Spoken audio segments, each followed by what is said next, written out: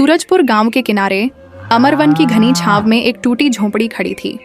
यहीं रहता था धर्मपाल, रोज जंगल में लकड़ी काटकर बेचने वाला, जिसके हाथ में सिर्फ मेहनत थी और जेब में हमेशा खालीपन।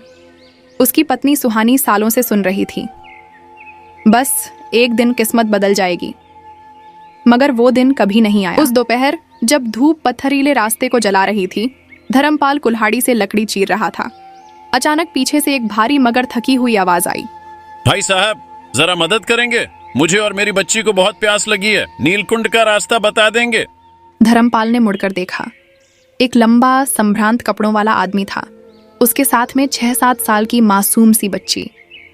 कंधे पर एक भारी अटैची टंगी थी, जिसके किनारे से सुनहरी चमक झलक रही थी। आप गांव के नहीं लगते? हाँ, मैं दूसरे राज्य से आया हूँ। नाम विजय राज है। व्यापार के सिलसिले में करणगढ़ जा रहा था, लेकिन रास्ता लंबा हो गया, पानी खत्म हो गया और मेरी बिटिया अनवी प्यास से रो रही है।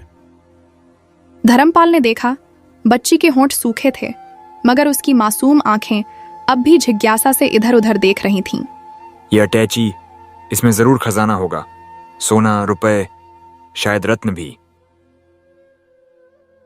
चलिए, मैं नीलकुंड तक ले चलता हूं। वहां का पानी बिल्कुल साफ है।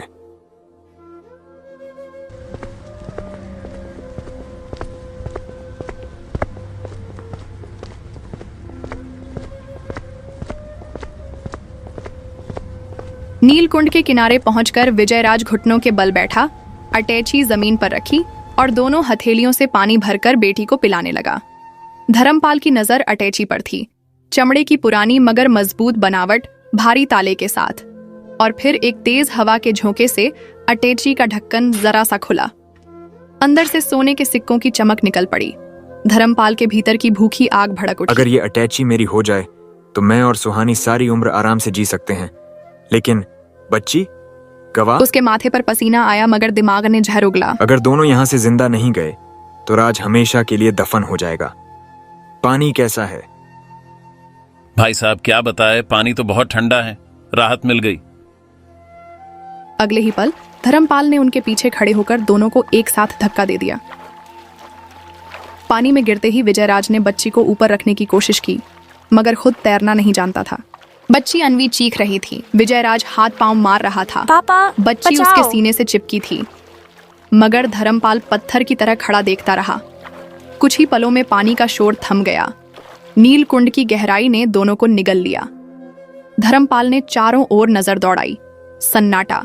वो झुककर अटैची उठाता है, उसका वजन और ठंडी धातु महसूस करता है और बिना पीछे देखे जंगल के रास्ते पर चल देता है।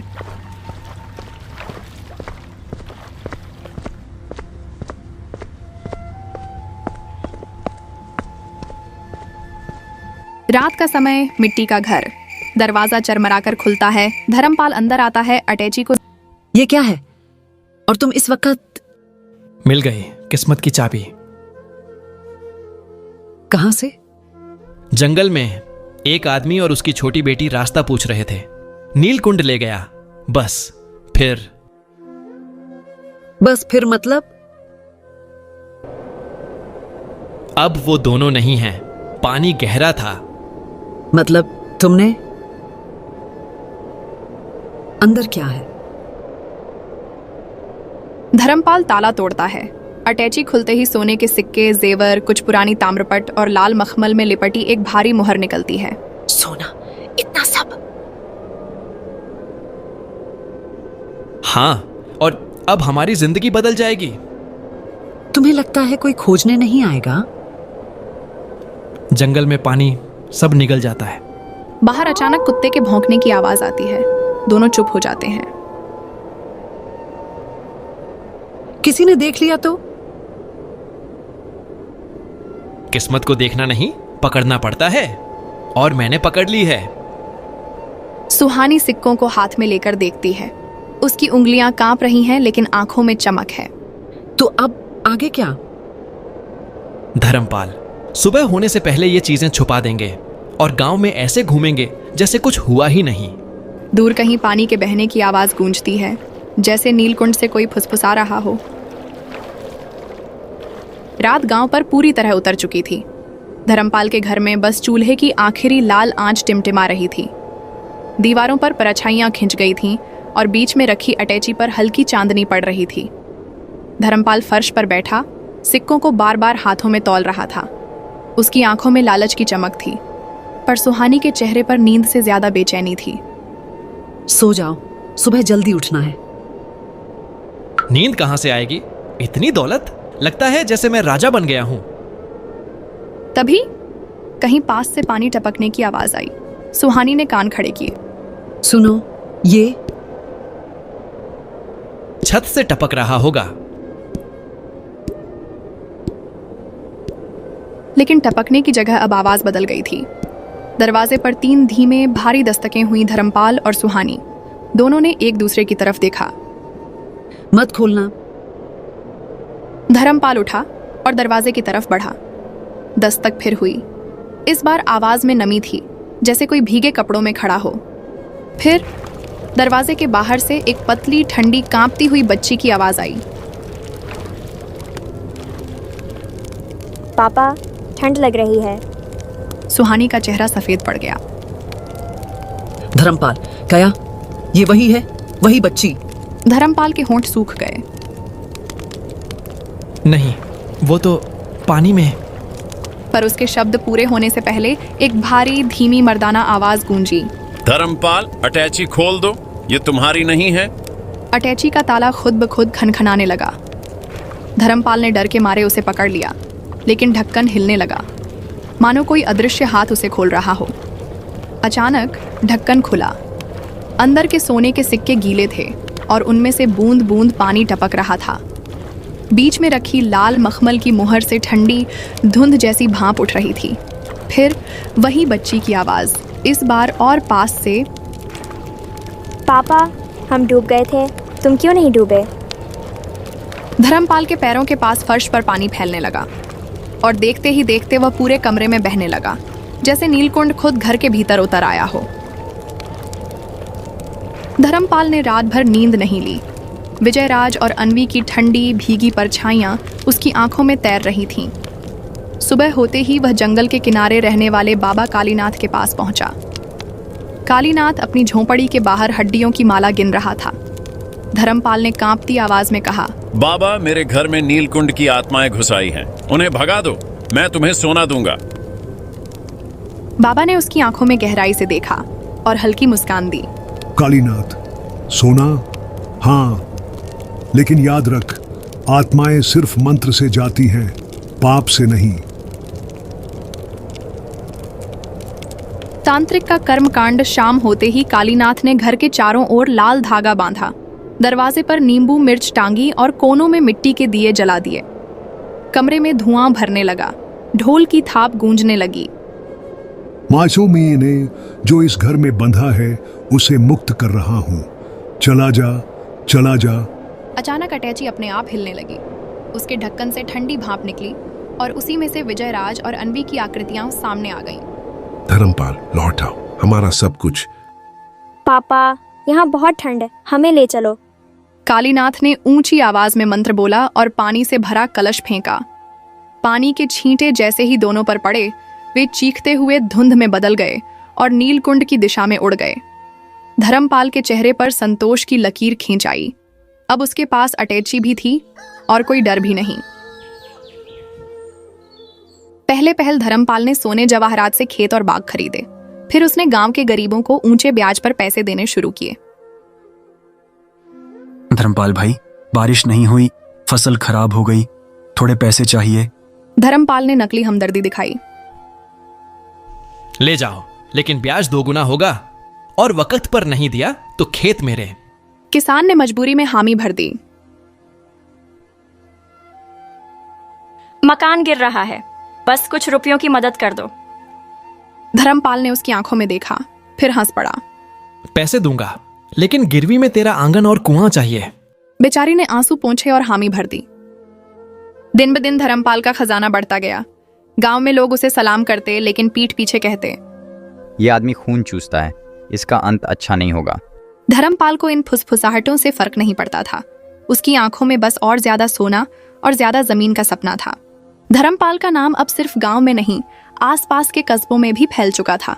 लोग कहते, धर्मपाल से उधार लो तो जमीन बेचने के लिए तैयार रहो।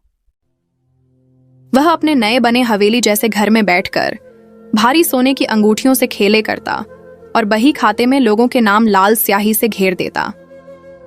घर का बदलता माहौल, धर्मपाल की पत्नी सुहानी पहले उसके कामों पर चुप रहती थी, लेकिन अब उसे समझ आने लगा था कि ये दौलत किसी का घर उजाड़ कर ही आई है। धर्म, अब बस कर। इतनी जमीन, इतना सोना क्या करेगा तू? तू समझती नहीं सुहानी, जितना होगा उतना ही इज्जत मिलेगी। इज्जत या डर? धर्मपाल ने गुस्से से नजर फेर ली। उसकी बेटी राधा, जो अब 10 साल की हो गई थी, अक्सर आंगन में अकेली खेलती। उसे पिता से ज्यादा लगाव नहीं था, क्योंकि वो हमेशा पैसों और सौदों में उलझा रहता। एक दिन गांव का एक नौजवान हरिराम अपनी माँ के इलाज के लिए पैसे मांगने आया। धर्मपाल काका, माँ की तबीयत बहुत खराब है, बस 2 महीने का टाइम दे दो, ब्याज भी दूंगा। धर्मपाल ने ठंडी आवाज में कहा, तेरे पास जमीन है, गिरवी रख दे, टाइम बर्बाद मत कर। हरिराम की आंखों में आंसू थे। वो जमीन तो मेरे दादाजी ने। जज्बात से पेट नहीं भरता हरिराम। हरिराम चुपचाप चला गया। लेकिन गांव में बातें फैल गईं कि धर्मपाल अब पूरी तरह निर्दयी हो चुका है। परिवार में दूरी शाम को सुहानी ने सुना कि राधा खांस रही है। उसने सोचा पंडित जी को दिखा दे, पर धर्मपाल ने कहा, ये कुछ नहीं है, बच्चों को सर्दी जुकाम तो होता ही है। सुहानी ने चुपचाप राधा के माथे पर हाथ रखा। हल्का बुखार था, लेकिन धर्मपाल के लिए उस वक्त एक जमीन का सौदा ज्यादा जरूरी था। रात को हवेली के बाहर से किसी ने पत्थर फेंका। सुहानी डर गई। ये सब तेरे कर्म का फल है, देख लेना, एक दिन ये हवेली तेरे लिए जेल बन जाएगी। धर्मपाल ने हंसकर कहा, जेल? अरे सुहानी, पैसा हो तो जेल भी महल बन जाता है। सुहानी ने कोई जवाब नहीं दिया, बस राधा को अपनी गोद में कसकर लिटा लिया, जैसे उसे पहले से कोई अनहोनी का अंदेशा हो। सर्दियों की एक ठंडी सुबह थी। राधा का बुखार अब कई हफ्तों से उतरने का नाम नहीं ले रहा था। सुहानी ने कई बार धर्मपाल से कहा, हाँ, शहर के बड़े अस्पताल में ले चलो, यहाँ इलाज नहीं होगा। कल ले चलेंगे, बस आज ये सौदा निपटा लो। लेकिन धर्मपाल हर बार सौदे और पैसों में उलझा रहा। राधा की आखिरी रात उस रात हवेली में अजीब सन्नाटा था। राधा बिस्तर पर पड़ी थी, सांसें तेज और टूटी टूटी। माँ, पापा कहाँ हैं? बेटा, पापा आ जाएंगे। लेकिन धर्मपाल पास के गांव में किसी सौदे के कागज पर हस्ताक्षर कर रहा था। सुबह होते ही राधा की छोटी सी देह ठंडी हो चुकी थी। सुहानी ने चीखते हुए धर्मपाल को पुकारा, लेकिन जब तक वो पहुंचा, सब खत्म हो चुका था। राधा की मौत के बाद सुहानी जैसे जीवित लाश बन गई। वो दिन भर चुप रहती, किसी से बात नहीं करती। धर्मपाल ने सोचा समय के साथ सब ठीक हो जाएगा, लेकिन वो गलत था। कुछ महीनों बाद सुहानी को भी तेज बुखार ने घेर लिया। वो बिस्तर पर लेटी थी और आखिरी बार बोली, धर्म, तेरा लालच तुझे अकेला कर देगा, तू याद करेगा लेकिन तब कोई नहीं होगा। उसके बाद सुहानी की भी सांसें थम गईं। अकेला आदमी अब हवेली में सिर्फ धर्मपाल था। सोने से भरे कमरे, जमीनों के कागज, बही खाते, लेकिन कोई हंसी, कोई आवाज नहीं। वो अक्सर रात को आंगन में बैठा रहता और उसे लगता जैसे राधा की खिलखिलाहट और सुहान की आवाज हवेली की दीवारों में गूंज रही हो। जिसने सबका घर उजाड़ा, उसका अपना घर भी भगवान ने उजाड़ दिया। धर्मपाल अब सौदे नहीं करता था, लेकिन देर हो चुकी थी। हवेली के दरवाजे हमेशा बंद रहते और वो आदमी जो कभी गांव का सबसे ताकतवर था, अब बस एक अकेला टूटा हुआ इंसान रह गया था।